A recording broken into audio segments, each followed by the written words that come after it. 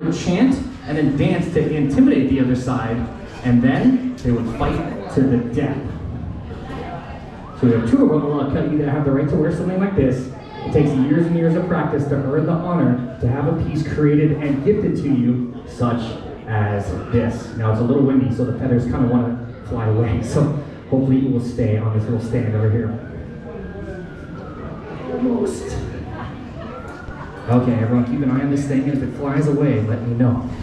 Now, I want everyone to imagine yourselves getting into a canoe, which is known as a va'a, and setting sail across the Pacific Ocean. The Pacific Ocean is massive.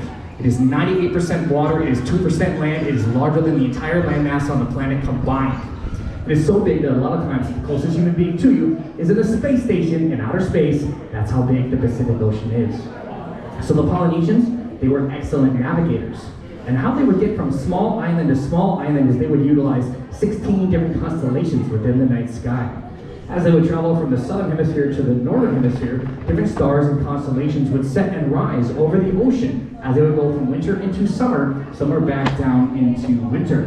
But in the daytime, no stars to be seen. So the Polynesians would follow bird migrational patterns. Some birds would go 190 miles away from land and then return to that land. Other birds would migrate from island to island to island depending on the season. And there's a particular bird that nests on the North Shore, the albatross.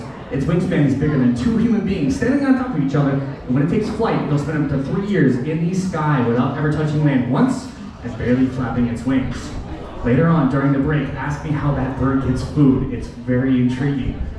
The Polynesians could also look and see different types of clouds and determine if there was a mountain underneath it. This is how they discovered New Zealand, land of the long white cloud.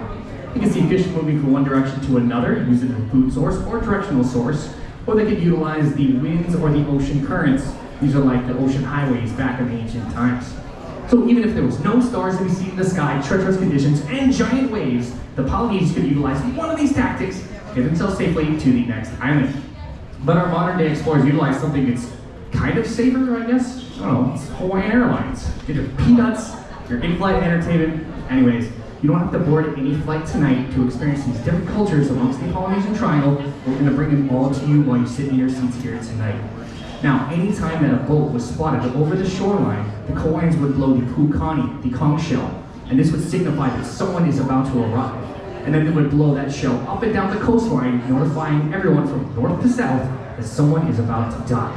When that happens, that means the show is about to begin. You guys sit back, relax, and enjoy the evening.